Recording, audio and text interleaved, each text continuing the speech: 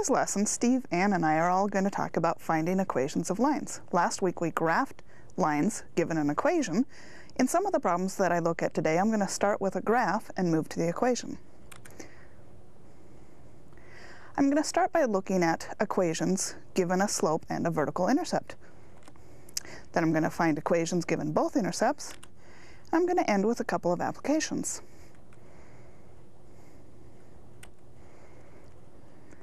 So let's start by finding equations of lines given the slope and the vertical intercept.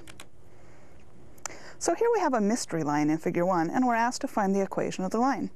Well, the title of the section was finding the equation of a line given the slope and the vertical intercept. So let's look at our graph and figure out what the slope and the vertical intercept are. Well, the vertical intercept is easy. That's 0, -3. And since I have a graph, I should be able to figure out what the slope is. Let's locate another point on the line. Here we have the point 3, 3, and figure out what the slope is. Well, if I'm moving up from -3 to +3, I have a rise of 6. And I'm moving from 0 to 3, so I have a run of 3. So the slope is 2. If I think back to slope-intercept form, y equals mx plus b, I now have both m and b. I just figured out that m was 2, and since I know what the vertical intercept is, 0, -3, that tells me that b has to be -3. So the equation of the line should be y equals 2x plus -3, which I can write more simply just as -3. Well, let's check to make sure that this equation really makes sense. Let's find a point on the line. 3, 3 was a point we said had to be on this line, and make sure that it satisfies this equation. So I have the equation y equals 2x minus 3. What I'm going to do is let x equal 3 and find out, does y also equal 3? So if x equals 3, then y equals 2 times 3 minus 3. That's 6 minus 3, which is 3. That's exactly what I wanted. So the point 3, 3 does satisfy this equation. So I'm going to go ahead and write my conclusion. The equation of the line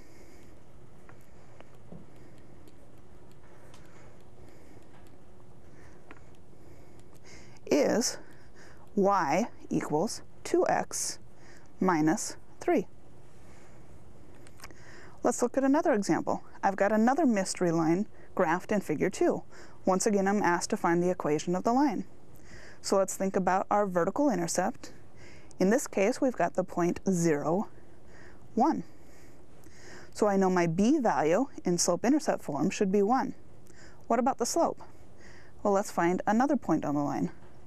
Looks like the point 3, 2 is on the line. To get from the vertical intercept to the point 3, 2, I have to move up 1, so a rise of 1, and right 1, 2, 3. So a run of 3. So it looks like the slope is 1/3.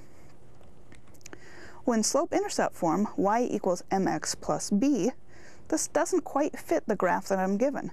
Notice that on the graph I have the variables t and n.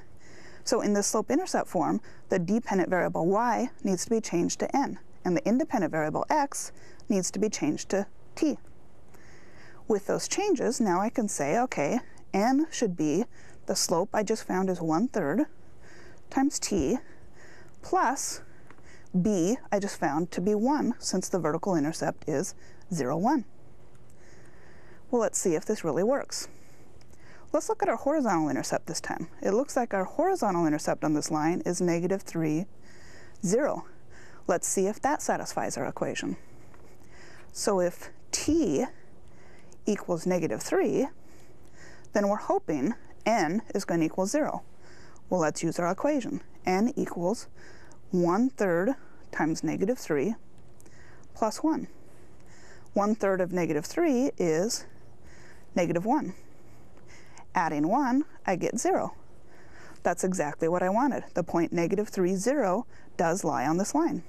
So I can go ahead and write my conclusion, which is the equation of the line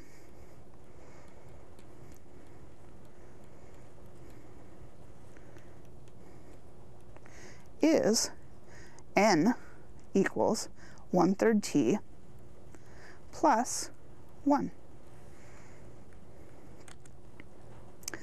Here we have another graph of a line in figure 3. Again, we're asked to find the equation of the line. So I'm going to look at the vertical intercept. In this case, that's the point 0, 3, and also the slope. Well, let's see if we can find another point on this line. Looking clear down here, it looks like the point 5, negative 1 also lies on this line. So to get from the vertical intercept 0, 3 to the point 5, 1, it looks like we would have to move down 4 units, so a rise of negative 4, and then right 5 units, so a run of 5. So it looks like we have a slope of negative 4/5. Looking at our axes, we have the dependent variable z and independent variable r. So in slope-intercept form, we want something of the form z equals mr plus b. Well, I just found m, the slope, to be negative 4/5. So this is going to be z equals negative 4/5 r plus, since the vertical intercept is 0, 3, b is 3. Let's see if this equation really makes sense. We said that the point 5, negative 1 lies on this graph. Let's make sure that the point 5, negative 1 actually satisfies this equation. To do that, I'm going to let r equal 5 and determine whether or not z equals negative 1. So using the equation, z would equal negative 4/5 times 5 plus 3. Well, 5 goes into 5 one time, so negative 4/5 times 5 is negative 4. And when I add negative 4 and 3, I get negative 1. That's exactly what I wanted. So the point 5, negative 1 does lie on this line. So I can go ahead and write my conclusion, which is this equation of the line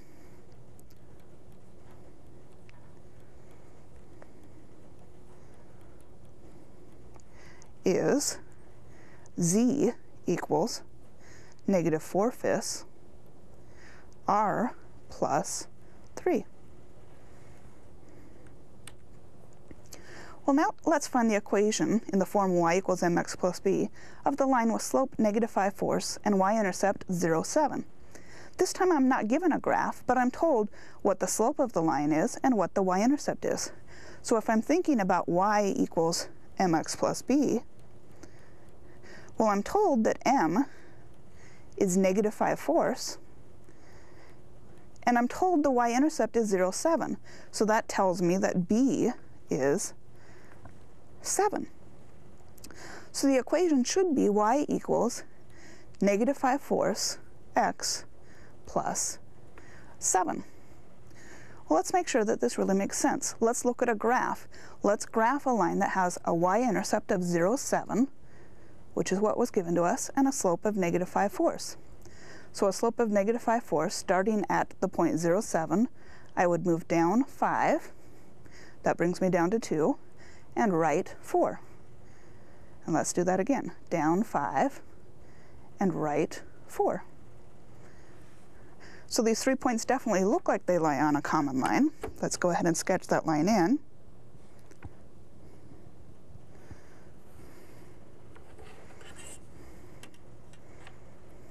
Let's take one of these points that we found and make sure that it actually satisfies the equation. So one of the points on this line is 4, 2. Let's see if that satisfies the equation. So I'm going to let x equal 4 and find out whether or not y equals 2. So if x equals 4, then y equals negative 5/4 times 4 plus 7. 4 goes into 4 one time, so negative 5/4 times 4 is negative 5. When I add negative 5 to 7, I get 2. So the point 4, 2 does indeed lie on this line. This seems to check. So I can go ahead and write the conclusion. The equation of the line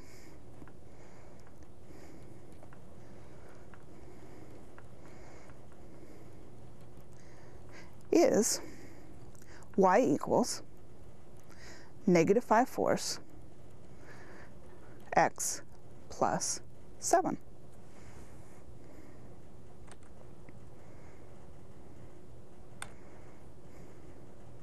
So now I want to find some equations of lines where I'm given both intercepts.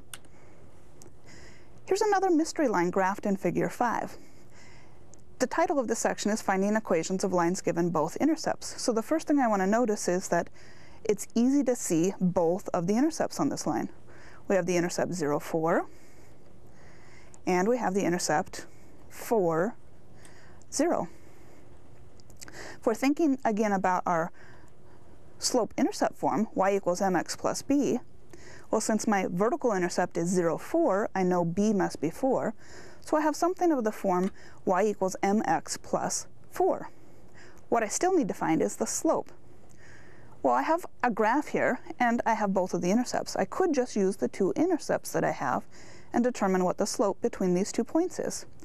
So if I start at the vertical intercept 0, 4, and I want to move to the horizontal intercept 4, 0, I need to move down 4, so that's a rise of -4, and then I need to move right 4, and so that's a run of 4. So I have a slope of -1. So my equation should be y equals -1x, which we can just write as -x plus 4.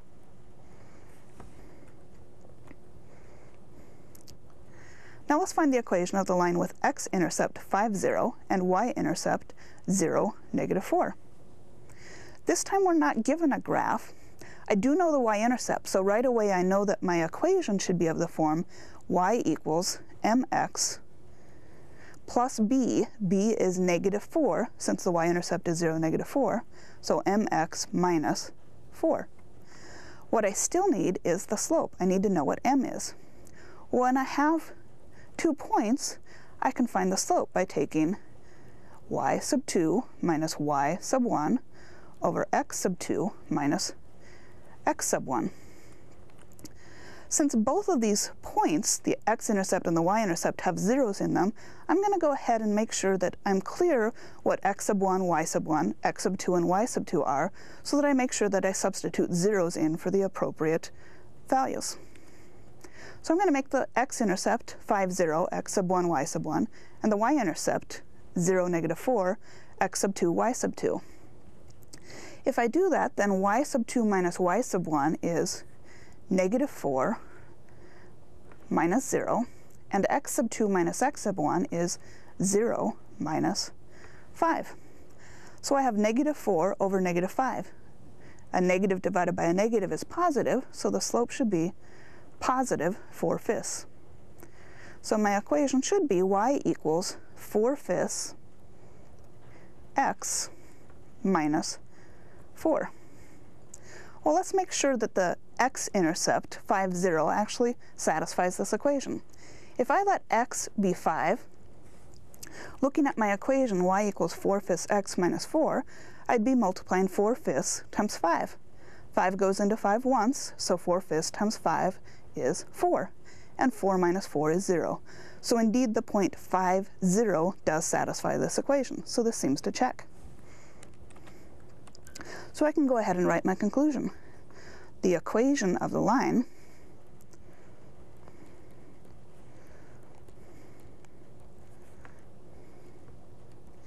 is y equals 4/5 x minus 4. Now let's find the equation of the line with x-intercept -2, 0 and y-intercept 0, 15. Again, thinking about slope-intercept form, I know this line is going to have equation of the form y equals mx plus 15. Because my y-intercept is 0, 15. That tells me b has to be 15. Once again, I still need to find the slope. Since I have 2 points, both of the intercepts, I can use my slope formula, m equals y sub 2 minus y sub 1 over x sub 2 minus x sub 1. Since I have a value of 0 again as one of the coordinates in each of these points, I'm going to make sure that I'm careful about what's x sub 1, y sub 1, what's x sub 2, And what's y sub 2? And again, I'm just going to let that x-intercept correspond to x sub 1, y sub 1, and the y-intercept be x sub 2, y sub 2. So using these values, y sub 2 minus y sub 1 would be 15 minus 0. And x sub 2 minus x sub 1 would be 0 minus negative 2. So I have 15 over essentially 0 plus 2. 0 minus negative 2 is the same as 0 plus 2. So that's 15 halves.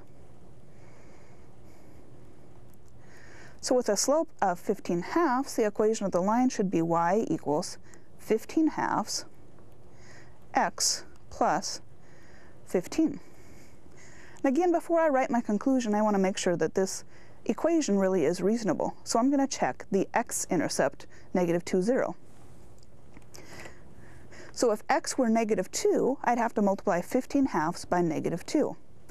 That's negative 15. Negative 15 plus 15 is 0. So the ordered pair negative 2, 0 really does satisfy this equation. So let's go ahead and write the conclusion. The equation of the line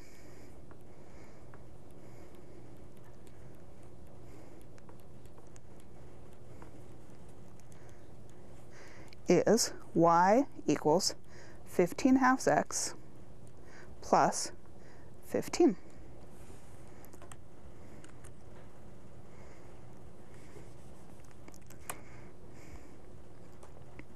So now I want to look at a couple of applications. Logan's $400 monthly expense account is set up through an ATM. He withdraws funds using the $50 fast cash option. Sketch a graph that shows the amount of money left in Logan's account in terms of the number of withdrawals. Then write the equation of the line described by the situation. So it makes sense to start out by defining our variables. Let's think about what our variables are. We're asked to sketch a graph that shows the amount of money left in Logan's account in terms of the number of withdrawals. So that sounds like a couple of variables. I'm going to let A represent the amount of money left in Logan's account in dollars.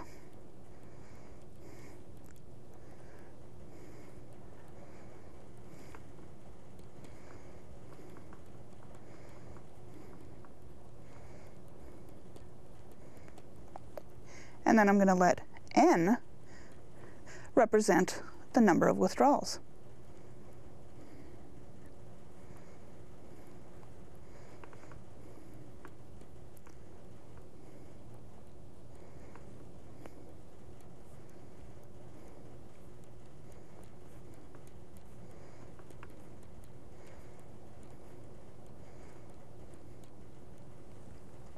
So again, I'm asked to sketch a graph that shows the amount of money left in Logan's account in terms of the number of withdrawals, and I'm also asked to write an equation of the line described by the situation. So starting with our graph, I've defined A to be the amount of money left in Logan's account in dollars, and I defined N to be the number of withdrawals. Well, we know that Logan has a $400 monthly expense account and $50 fast cash option. Each time he makes a withdrawal, he takes out $50. So I'm going to start with the vertical axis, the amount left in Logan's account. I know that when I choose a scale for the vertical axis, I need to make sure that it goes up to 400. The most he ever has in his account is 400 before he starts making any withdrawals. Since he makes $50 withdrawals, I think I'm going to make each tick mark worth 50. So here we have 100 at the second tick mark, 200 at the fourth tick mark, 300, 400, and so on. The horizontal axis just represents the number of withdrawals, whether he makes 1, 2, 3, so on withdrawals during the month. So I'm just going to label the horizontal axis using a scale of 1. So 1, 2, 3, 4, 5, 6, 7, 8, 9, 10, and so on. So to sketch my graph, I'm going to start on the vertical axis at the point 0, 400. When Logan has made 0 withdrawals at the beginning of the month, he has $400 in his account. If Logan makes 1 withdrawal, he's taking $50 out of the account, so that leaves $350 in the account. there's the 0.1350. If he makes 2 withdrawals, then he should have $300 left in his account. If he makes 3 withdrawals, he should have $250 left in his account. And so on. It looks like these 4 points lie on the same line. So let's go ahead and draw the line.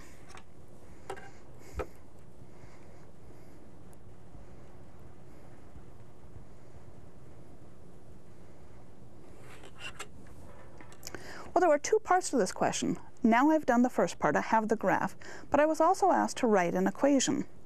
If we're thinking about slope-intercept form, our equation should have the form A equals mn plus b. B I know that the vertical intercept is 0, 400, so b should be 400. That's the amount of money Logan started with in his account. But what about the slope? Well, let's take a couple of our points and determine what the slope would be.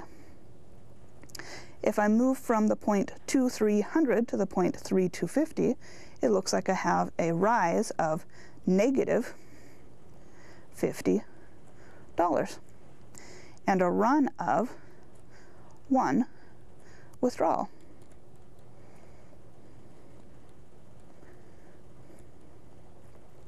So the numerical value of the slope, negative 50 divided by 1, is just negative 50. We have negative $50 per withdrawal.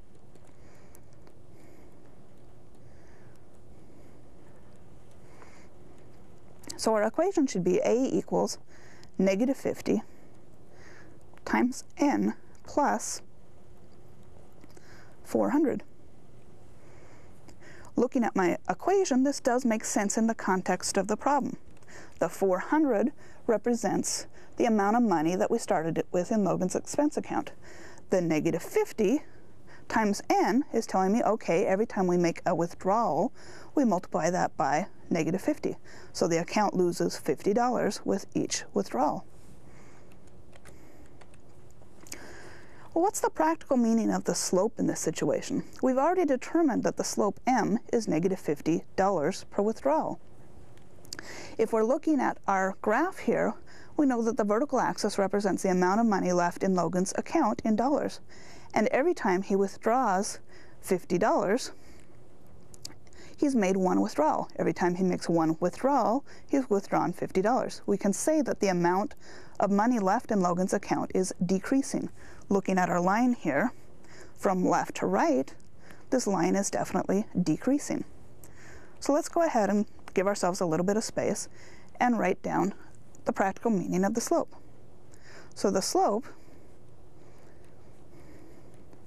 negative $50 per withdrawal,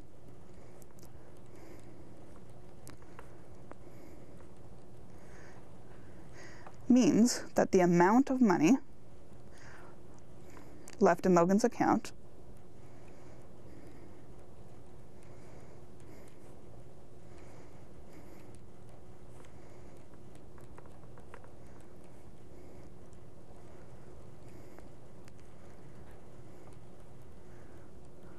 decreases at a rate of $50 per withdrawal.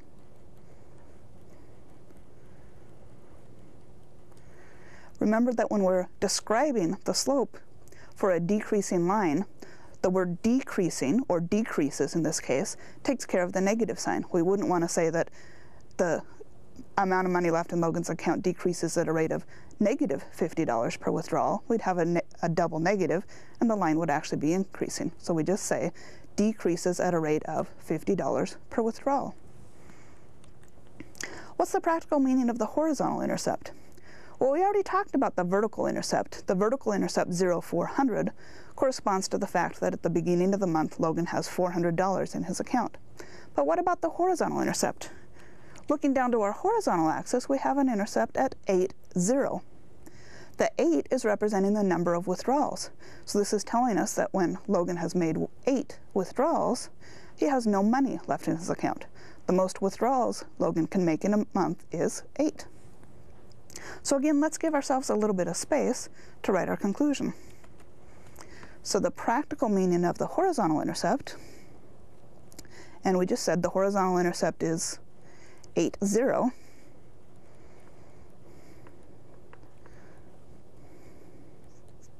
The horizontal intercept tells us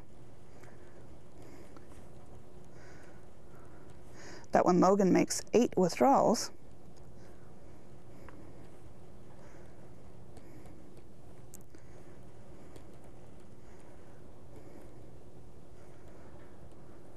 he has no money left in his account.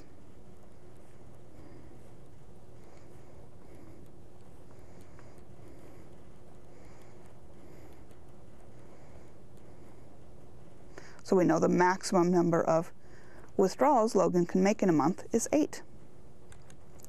Let's look at another application. Carmen earns a weekly salary of $250 plus 10% of her sales volume. Carmen's sales volume generally falls between $1,000 and $3,500. Sketch a graph and write the equation of the line described by the situation. And again, it's a good idea to start by thinking about what our variables are and defining the variables we're going to use on the graph and in the equation. So what are the variables in this problem? Well, we've got Carmen's weekly salary, and that salary is determined by adding $250 plus 10% of her sales volume. Her sales volume is also varying. So weekly salary and sales volume should be our variables. So I'm going to go ahead and let W represent Carmen's weekly salary,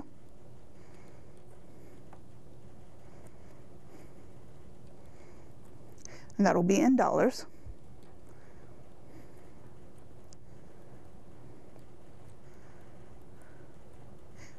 And I'm going to let V represent her sales volume.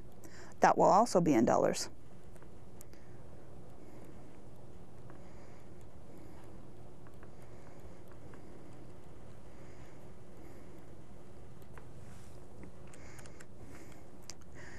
So before I go on to the graph, what I want to do is stop and think about what two numbers Carmen's salary must fall between.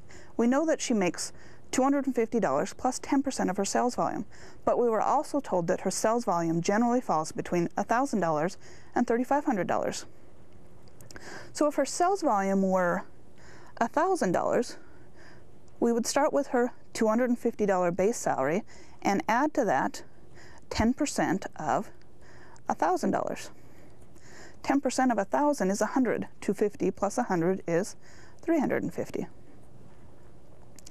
If Carmen's sales were $3,500, she would still make that base salary of $250 plus 10% of $3,500. 10% of $3,500 is $350. When we add $250 and $350, we get $600. When we think of our ordered pairs based on our variable definitions, we've got Carmen's sales volume, which we indicate with the variable V, and her weekly salary, which depends on her sales volume. We indicate the weekly salary with W. So our ordered pairs are going to be of the form VW. So if she has a sales volume of $1,000, her weekly salary would be $350. If she has a sales volume of $3,500, her weekly salary would be $600. So thinking about these 2 points, 1,350 and 3,500, 600, let's go ahead and graph them. So I've got the point 1,350 and the point 3,500, 600. Since Carmen's sales volume generally falls between 1,000 and 3,500, points on the line segment between these 2 points are the only ones that really make sense in terms of this application. So I can draw a line segment connecting these 2 points. I'm asked to find an equation of the line described by this situation. So I'm actually going to go ahead and extend this line, but when I extend the line, I'm going to put a dashed line segment at either side of the line segment I already have to show that those aren't really reasonable in terms of what we were told in the problem. So the dashed part of the line indicates any sales volume outside of the $1,000 to $3,500 range. Now let's go ahead and write the equation for the line that we have graphed here. So let's make a little bit of room. On the graph, it looks like I can see a vertical intercept here of 0, 250. And this actually makes sense. If Carmen has 0 sales volume, she's going to have that base salary of $250. That was part of the problem. The other thing I want is to find out what the slope of this line is. So let's think about the slope between the 2 points that we graphed at the extreme ends of her sales volume of 1,000 and 3,500. To get from one point to the next, I would have to move from 350 up to 600. So that would be a rise of $250. And then I have to move from 1,000 to 3,500. So that looks like a run of $2,500. This reduces to 1/10 with units of dollars per dollar. Dollars in weekly salary compared to sales volume in dollars. 1/10 can also be written as a decimal as 0.10. If I think about it this way, it makes me think back to the problem that says Carmen earns the $250 base salary plus 10%, which in decimal form can be written as 0.10 of her sales volume. So let's go ahead and write the equation. W equals a slope of 1/10, or 0.10 in decimal form, times V plus 250. Carmen's weekly salary is 10% of her sales volume plus that $250 base salary. So our equation seems to make sense in the context of the problem. Well, what's Carmen's weekly salary going to be if her sales volume is $3,000? I can actually think of at least 2 ways I can answer this question. One easy way for me would be to go back to the graph and look for a sales volume of $3,000. So I'm going to do that first. Let's go back to the graph and find a sales volume of $3,000. A sales volume of $3,000 here on the horizontal axis corresponds to a weekly salary, reading over to the vertical axis, of $550. So there's a point on this line at 3,550. So if Carmen's sales volume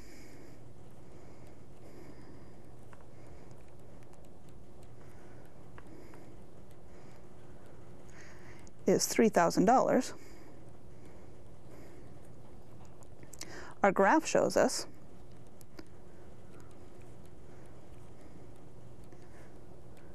that her weekly salary is $550.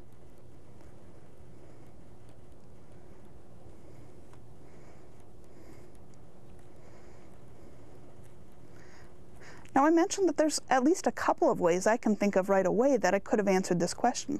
The other thing is we wrote down an equation. So let's go back and look at our equation and show that with the equation, hopefully, we should get the same answer. So our equation was W equals 0.10V plus 250. Again, her weekly salary was 10% of her sales volume plus 250. So if her sales volume V is $3,000, then W equals 10% of $3,000 plus 250. Well, 10% of 3,000 is 300. And when we add 300 and 250, indeed we do get 550. That's the same thing that we read off the graph. So now I want to turn this over to Steve, who's going to look at some more equations of lines using slope-intercept form.